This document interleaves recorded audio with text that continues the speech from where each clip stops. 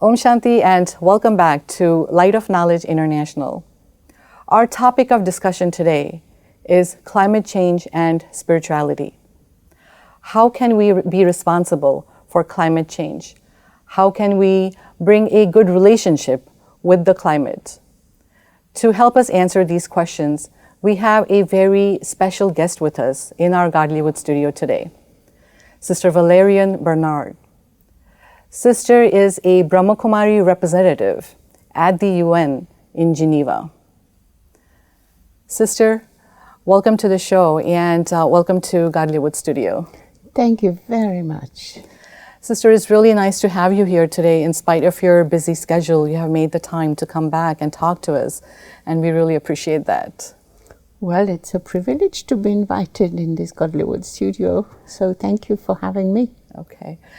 Sister, as I understand, you are a co-founder of a forum in Geneva, and it deals with climate change and environment and human rights. Yes. So could you tell us about that? Yes, of course.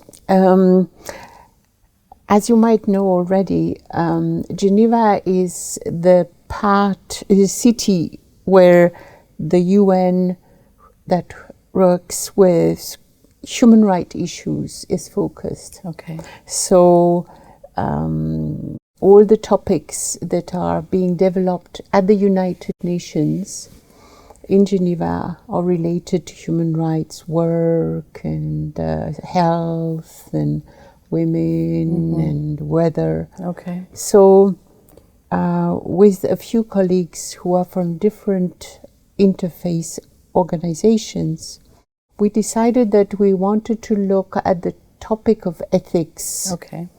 Because it is an ethical problem that countries, so when I say countries, I mean governments, should take responsibility for taking the right decisions for the people that have elected them. Because you see, it's the people in the end who are, on one hand, creating climate change because of the way they function, the way they consume, the way they use cars, and the way they fly, the way they do everything. But on the other hand, it is also people who are very vulnerable, who suffer the most of the effect of climate change. And what we have noticed in Geneva is that those who suffer the most usually come from the regions who have contributed the less to create climate change the way it is now. So it's actually reverse. I mean, those who are affecting the weather or the climate changes. Those who are affecting the weather are usually those who come from the wealthiest countries. Right. Because you see, industries and very high level standard living do have a terrible impact On the environment. On the environment. Correct. So when we are in Geneva, we are trying to influence the different countries to take the right kind of decisions in terms of protecting the people, protecting the right to dignity, the right to life, the right to food, the right to clean water, the right to a roof, to education. Right. And of course, if you have a big drought or tsunami, everything goes down. Right. So together we have united as faith-based organization forum, but who is also inclusive of other organizations and science and politicians to try and bring to the table, because the United Nations has the capacity also to have some special mandates, so to have some people who would then take the responsibility on working especially on observing the climate change and human rights issues. Okay, so when you say observing, they have to like catalog the climate changes and anything that happens in the world. The way we function today has to first be observed scientifically. You know, it's like, so people then can tell that in this country, that country, and this other country, so many people are suffering, so we need to take action. Okay. But if you don't have data, you cannot really push countries to move. Right? So all the things that are happening need to be studied, need to be deeply understood. So we have, as a group of NGOs working on climate change and human rights, that are from a faith-based origin, united to look to the ethical. Okay. So why the ethical? Because it is an ethical thing, if you look deep down, to take care of the people who are vulnerable. And it is because of the ethics that the people who are in place in the government would actually want to do that. Okay. It is because of their heart, and in the human right language, ethics are not too far from heart. You can't really speak the heart language at the UN too easily. It doesn't always come through very easy. So we need every time to take the language of the UN. Which is like a more practical approach? It's a practical approach, but it's also based on the UN guidelines. Right language on one hand, and the covenant, so all the texts. Okay. So you probably heard about the Human Rights Declaration, right? So the Human Rights Declaration is something that Eleanor Roosevelt took charge of coordinating, and some people from India, some from Iraq, some from the eastern countries of Europe, some from the north, the west. There was like 30 countries, more or less, who were part philosophers and very good people who were responsible for writing this very good text. And so this is like the basis on which all the different countries have agreed to work together. Okay. So then if you come with a bit of this text and say, look, you signed this, and climate change is affecting this. In that sense, for instance, dignity, right to life, right to food, right to water, right to education. Then you can then show the countries that they need to take action. So you kind of have to demonstrate. Right. I was kind of wondering, like working with different countries and people with different faith backgrounds, is it often... I should not use the word difficult, but is there any kind of challenges that come in that process? Yes, of course, because, if you look at the map of the world, Brahma Kumari, of course, is very important for us who are Brahma Kumaris, but if you map the different religions of the world, we are very small. So when you start working with big giants, you have to be very humble. And also you have to be touching their hearts, and you have to be also touching their heads, and you also need to be able to show them that what you want to bring to the table is very relevant. So this is what we have been doing, because not only do I work with the climate change and human rights in Geneva, but we have also been working at the climate change conferences. I know that you have interviewed Sister Genti before on that part of her work. So we are representing a spiritual organization, and we are representing the fact that awareness makes a difference. Because you see, when you talk to people of different religions, you talk to the people who are within the religion. So, for instance, most Christians aren't vegetarian. Right? But we know nowadays that the impact of cattle breeding has a tremendous effect on climate change. It is very detrimental to our survival. It creates a lot of green gas effect on the planet. Cattle has a tendency to have a lot of pools. Okay? And this creates a lot of heat. It creates a lot of gas. It creates a lot of impact, therefore, on our climate. Oh, So wow. if people stop eating meat and drinking milk, then they are stopping this industry to prosper from their present life. And therefore they are diminishing the impact of that on climate change from their lifestyle. Wow. So we are trying to inspire people to change the way they eat. Wow. To change the way they consume. So these projects we work with other organizations. One of them has a beautiful title. It's called Living the Change. Okay. And it's working with different organizations all around the globe to make people aware that they can look at their lifestyle and their habits and start understanding the weight and the impact of their habits. So it's a lot of work. It's not just climate change. I mean, you know, the different aspects that you're describing to me. There is food involved in it, and it's kind of, you have to bring a change in your own understanding. Exactly. For me, it was just, you know, how I impact the nature. Maybe I'm cutting down trees.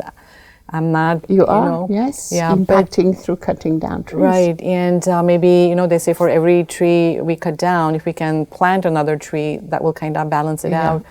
But what I'm realizing, listening to you, is there's a lot more involved than just that. And it's very interesting to know that all these factors. Exactly.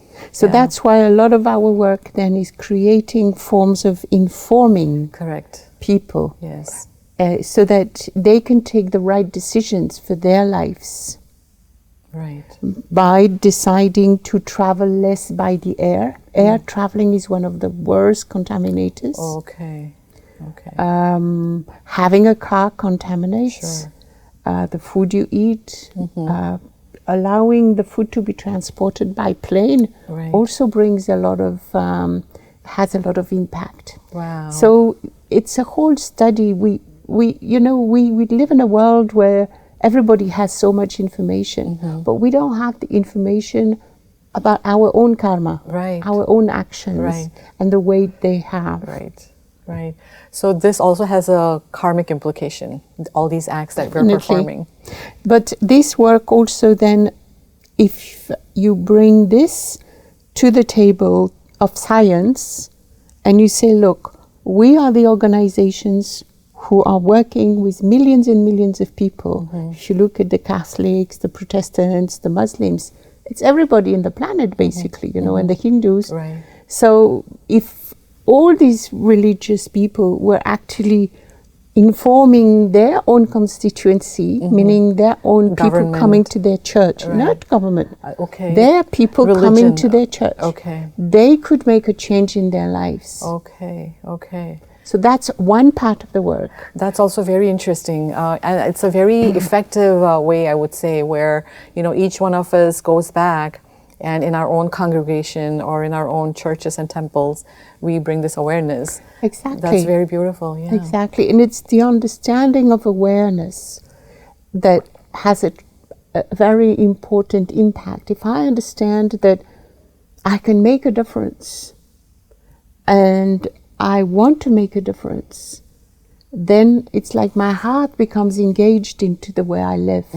But at the moment we are kind of zombies, you know, we live and then we think, oh, maybe the world is changing, but we don't see what we do to contribute to the effect. And so this work then we can also bring to the governments and say, okay, you also can do something. You also can teach people. You and you should take this and that decision. So, I mean, we don't tell them what they should do because they don't like that, and it doesn't have a good effect. But you know, basically, you just inform them. You just give them the statistics and just tell them, you know, these are the facts. But also, if you look at governments are made of people. And if someone starts having a big heart and starts feeling that, yes, there is a possibility to make a difference and starts acting upon it, this person can have a tremendous effect on the rest. Sister, from a very young age of 25, you have had that spiritual inclination, and you've been involved in different projects like helping women. I was wondering, after coming to Brahmakumaris, and especially with your UN project, has that helped you in any way, a better understanding and kind of given you a complete picture of what the role of each one of us should be in this world? Well, of course, coming to Brahmakumaris has had a very broad influence on my life and on my thinking and on my understanding. And also it has had an influence on the way I engage with the world. Mm-hmm. I can't even imagine how my life would have been if I hadn't become a Brahmin, because that's what I am. So it has given me the power of yoga, it has given me the understanding of brotherhood, it has given me so many elements that are countless, really. Right. And definitely has inspired me to work, and is inspiring me in my work also today and from when I started. Right. When you said when you talk to UN, it has to be within a certain sphere of their guidelines, but you have to also touch their heart and their mind. So this knowledge that you received at Brahmakumaris kind of helps you bridge that gap between cultures and give them a different perspective. Well, you are representing Brahmakumaris, but you are first of all representing yourself. Okay. So if I see you as my sister, then that's the way I will interact with you. So within the UN, you have to be very diplomatic and respectful to people, but if your vision and your outlook is that this person is my brother, it will definitely have a different impact than you just see that person as a very bad politician or as a stupid economist. If you start seeing him and understanding that everyone is connected through spirituality, we are one family. Right. But at the moment of interacting with people, you interact with them according to who they are, right, and why you are there and what work you're doing with them. So you really have to separate, because otherwise it wouldn't be fair. We are representing an organization, but we are coming with the expertise that this organization and this faith and this knowledge has brought in our life. Right. So we bring this to the table, right, but we also bring our personal inner world as everybody else does. Yes, yes. Sister, you talked about something which really I had no clue about, how the cow dung affects the environment and, travel by plane. Unfortunately, in this day and age, plane travel has become almost a necessity for some people. But again, at the same time, there are ways in which I, as a person, can contribute to, being more friendly toward the climate change or not affecting the climate change in a negative way. So can you give us some tips as to how we can bring that change in us? We have a website. If you Googled environment Brahmakumaris, it would come up. Okay. And in there we have many workshops that could be very useful. We have many documents that we use at the UN. We have videos with Sister Genti and Brother Golo. Okay. We have meditations.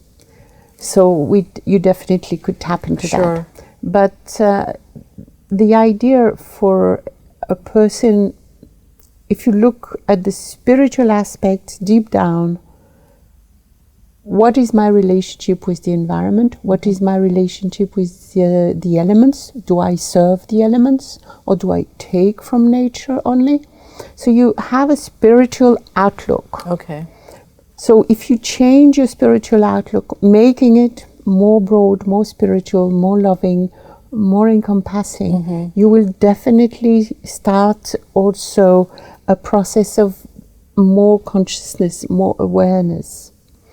And then the other aspect is look at your life, look at how you live. Okay. So one of the elements that happened is that today in the world, people want to be satisfied, and they believe that satisfaction comes from obtaining objects or people. Yes. In the spiritual field, we understand that joy comes from inner world and from what we do with our inner world, and that we have a capacity to connect directly to nature and to God and to each other in a very pure, positive way that can bring satisfaction. But if my satisfaction depends on object and consumption, I'm going to be contributing to damage our balance on this planet. But the more we all go within and become more spiritual, the more we will definitely have a positive impact.